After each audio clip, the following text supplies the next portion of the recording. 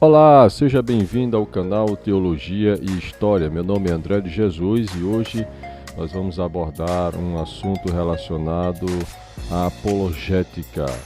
Vamos ver sobre a ressurreição de Cristo, se ele ressuscitou em corpo ou se ele ressuscitou como um espírito. Mas antes de continuar, eu peço, se você gostar do vídeo, curta, deixe o seu like, só assim eu irei saber se você gostou mesmo do vídeo, né? E se quiser receber mais conteúdos como esse, se inscreva no canal. Bom, nós vamos aqui falar sobre a ressurreição de Cristo, se ele ressuscitou em corpo, se ele ressuscitou como espírito. E esse assunto está dentro da apologética, né, que é a defesa da fé.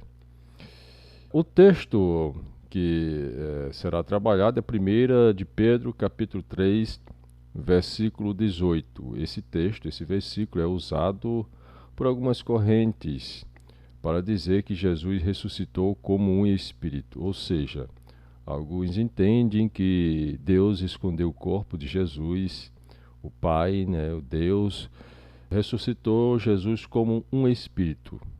E utiliza 1 de Pedro, capítulo 3, versículo 18, para fazer esse tipo de interpretação. O que é que o versículo diz? O versículo diz o seguinte: porque também Cristo padeceu uma vez pelos pecados, o justo pelos injustos, para levar-nos a Deus, mortificado, na verdade, na carne, mas vivificado pelo Espírito. Essa versão é da Almeida Revista Corrigida. Bom, aparentemente a gente lendo o versículo, isso parece implicar de que Jesus não tenha ressuscitado em um corpo, em seu corpo, mas somente como um espírito. Interpretar essa passagem como prova de uma ressurreição espiritual e não física em um corpo não é consistente com o texto e com o restante das Escrituras. É preciso salientar o seguinte: quando se fazem essa interpretação de que Jesus ressuscitou como um espírito, nós precisamos entender, né? Paulo, lá em 1 Coríntios capítulo 15, vai falar sobre o corpo físico, o corpo natural, o carnal e o corpo espiritual. Ele faz uma analogia do primeiro Adão, né, e do segundo Adão, que é Cristo. Quando ele vai fazer essa analogia do segundo Adão, que é Cristo, em falar do corpo espiritual. Mas neste caso, o que é feito, a interpretação que é feita é de que, de acordo com esse texto, né, 1 de Pedro capítulo 3, versículo 18, que Jesus ressuscitou como um espírito. Dizer que Jesus ressuscitou como espírito baseado nesse texto, ele não é consistente com o restante das Escrituras. Então não há base bíblica para sustentar esse ensinamento. No Novo Testamento, quando se trata da ressurreição, se refere à ressurreição do corpo. Por exemplo, Paulo lá em Romanos 14, né, capítulo 14, versículo 9, declara que Cristo morreu e tornou a viver. Então, esse tornou a viver significa que o que estava morto, quer dizer, o corpo, volta a viver, mas não com um corpo corruptível, nesse caso foi o de Cristo, mas com um corpo incorruptível. Então não há razão para se crer que a ressurreição se refere a espírito, porque espírito não morre. Você não vê nenhuma página das Escrituras Sagradas, nenhum versículo das Escrituras Sagradas, da Bíblia Sagrada, a ressurreição de um espírito. Por quê? Porque espírito não morre. O que nós vemos é a ressurreição fazendo referência ao corpo, porque o espírito não tem como morrer, né? Ele não deteriora. Logo, se um espírito não morre, entende-se que o que ressuscita é o corpo. Outra coisa que se tem colocado é que quando Jesus ele ressuscita, o que é dito que Jesus ele se transformava em qualquer pessoa. Ora, não é justo e não é consistente e nem coerente com isso, né? Dizer que Jesus ele se camuflava em uma pessoa, em qualquer pessoa, ele se transformava em uma qualquer pessoa, para justificar a ideia de que alguns discípulos, como os de Emaús, não o reconheciam, senão somente pelo que ele fazia com gestos e ações características suas. Lucas detalha muito bem que Jesus ressuscitou no seu corpo, sendo a mesma pessoa. Lucas capítulo 24, versículo 39, diz: Vede as minhas mãos e meus pés, que sou eu mesmo. Jesus disse isso porque eles cuidavam de que estavam diante de um espírito. E os próprios discípulos pensavam que era um espírito que estavam diante dele. Então Jesus ele vem dizer: vede as minhas mãos e meus pés, que sou eu mesmo. Talvez porque eles achavam que eram o espírito de Jesus. Era o próprio Jesus ressurreto que estava ali, né? Vivo e em pessoa, conforme está lá em Apocalipse capítulo 1, versículo 18. Quando as mulheres foram para o sepulcro de madrugada, levando as especiarias, ficaram perplexas quando entraram no sepulcro e não encontraram o corpo de Jesus, conforme está no relato de Lucas capítulo 24, versículo 3. Então, o que dizer de Salmo 16, verso 10? Veja a coisa interessante de Salmo 16, verso 10, que diz: Pois não deixarás a minha alma no inferno, nem permitirás que o teu santo veja corrupção. Esse texto é fortíssimo para dizer-nos que Jesus ressuscitou, não como espírito, conforme o salmista ele diz: Pois não deixarás a minha alma no inferno, nem permitirás que o teu santo veja corrupção. Ora, se eles acreditam que a alma é o corpo, né, segundo essa corrente, eles acreditam que a alma é o corpo e o inferno se refere apenas à sepultura, e realmente nesse contexto se refere à sepultura, eles têm que concordar que esse texto está se referindo à ressurreição do corpo. E quanto a não permitirás que teu santo veja corrupção, está falando que o corpo do Senhor Jesus não iria se deteriorar, ou seja, apodrecer, né? E se seu corpo passaria por esse estágio, e se ele retornou como espírito, como fica a questão do seu corpo? O que foi feito do seu corpo? Então não vemos em nenhum lugar da Bíblia, das Escrituras Sagradas, algum caso de um corpo se transformar em um espírito. Não vemos. Talvez eu não explique tão bem o Salmo 16, né, no verso 10, tanto quanto o apóstolo Pedro em Atos capítulo 2, versículo 25 até o 31, que faz a exposição melhor. Outro ensinamento errado é alegar que esse Espírito de Jesus se materializou, a fim de que os que estavam reunidos pudessem crer que era ele mesmo. Um ensinamento equivocado e que não merece consideração.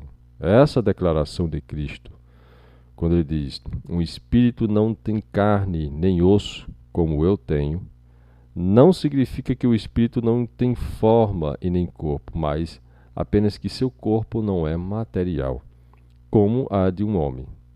Aí você pode perguntar: como assim? Ora, precisamos entender que há dois tipos de corpos: o terrestre e o espiritual. Paulo explica isso lá em 1 Coríntios capítulo 15, versículo 40 e o versículo 41. Se quisermos entender um pouco mais sobre a doutrina da ressurreição, 1 Coríntios capítulo 15 é o capítulo da ressurreição. E lá no capítulo 15, no 1 Coríntios capítulo 15, versículo 40 e o versículo 41, fala sobre os dois tipos de corpos. No caso da ressurreição, ele fala desses dois tipos de corpos, a saber, o terrestre, que ele chama também de animal, e ele fala do outro tipo de corpos, que é o espiritual. Então, lá no versículo 44, ele diz: se há corpo animal, há também corpo espiritual. Então, quando alguém morre, morre o corpo, esse corpo terrestre. Quer dizer, a carne, né, como diz lá em Gênesis capítulo 3, no versículo 19. Lá em 1 Coríntios capítulo 15, versículo 35, Paulo ele registrou uma pergunta. Fez questão de colocar essa pergunta que fizeram a ele. Mas alguém dirá: como ressuscitarão os mortos e com que corpo virão? Ora, os mortos em Cristo Jesus ressuscitarão com um corpo espiritual. E os que estiverem vivos na sua vinda receberão esse corpo também. Então, essa é uma doutrina fundamental das Escrituras Sagradas. Vejamos o que a Bíblia de estudo pentecostal, ele diz. Refere-se ao ato de Deus de ressuscitar dentre os mortos o corpo do salvo e reuni-lo à sua alma e espírito, dos quais esse corpo esteve separado entre a morte e a ressurreição. O que foi tirado da Bíblia de estudo pentecostal, né? Falando sobre a ressurreição do corpo. Então o ser humano é incompleto sem o corpo. O corpo é parte essencial da total personalidade do homem. Como diz o apóstolo Paulo, esperamos a redenção do nosso corpo. Romanos capítulo 8, versículo 23. Esse corpo espiritual não é natural, não imaterial, mas sim sobrenatural. É um corpo glorificado. Um corpo que não está sujeito às leis da física. Corpo que é imortal, incorruptível, sem desprezo. Não envelhece, não morre e nem tem prazo de validade. Então há muitas razões para sustentar que o corpo ressurreto de Jesus, embora transformado e glorificado, identificar o mesmo corpo de carne e ossos que ele tinha antes da ressurreição. Então, uma delas são as marcas dos pregos, então com as cicatrizes da crucificação, feita nele antes da ressurreição. Então, quando os discípulos chegaram no sepulcro, não encontraram o seu corpo. Então, o seu túmulo estava vazio. E lá em 1 Coríntios capítulo 15, versículo 51, Paulo fala da mudança no corpo e não uma mudança de corpo. E nós precisamos entender isso, que vai haver uma mudança, né, no corpo e não a mudança de corpo. 1 Coríntios capítulo 15, versículo 53, diz: porque convém que isto que é corruptível se revista da incorruptibilidade, e que isto que é mortal se revista da imortalidade. Então, a palavra revista aí no texto, que no grego é enduo, que significa impor, como, a preposição primária denotando posição, né, fixa, de lugar, tempo, estado, né, o duo ou duno, formas prolongadas de uma palavra primária arcaica, né, significa descer, né? Ou descer. Significa entrar, afundar, ser mergulhado em, submergir, descer. Então fica no sentido de entrar em uma veste. Então, nesse sentido empregado por Paulo, significa entrar numa roupa, vestir, se vestir. O que Paulo está dizendo é que esse corpo será vestido, mergulhado de uma imortalidade.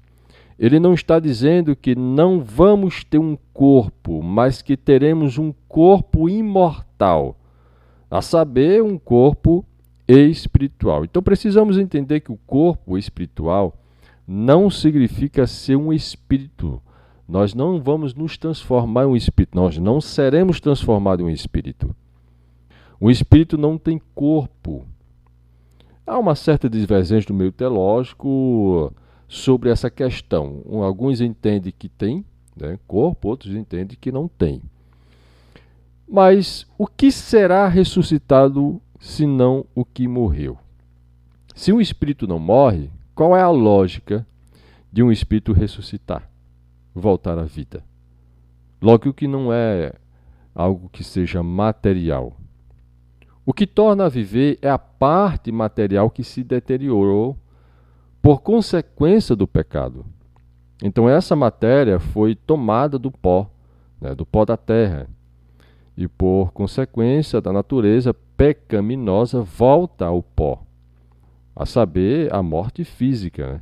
Então, no entanto, no tocante ao arrebatamento da igreja, os mortos ressuscitarão primeiro.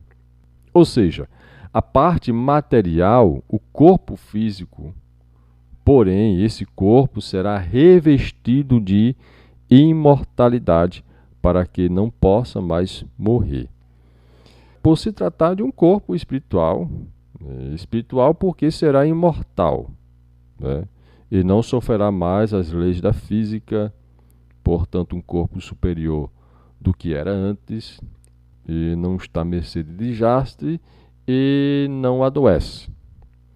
Veja o que está escrito lá em Mateus capítulo 27, versículo 52 e o versículo 53, que diz: E abriram-se os sepulcros, e muitos corpos de santos que dormiam foram ressuscitados, e saindo dos sepulcros depois da ressurreição, entraram na cidade santa e apareceram a muitos.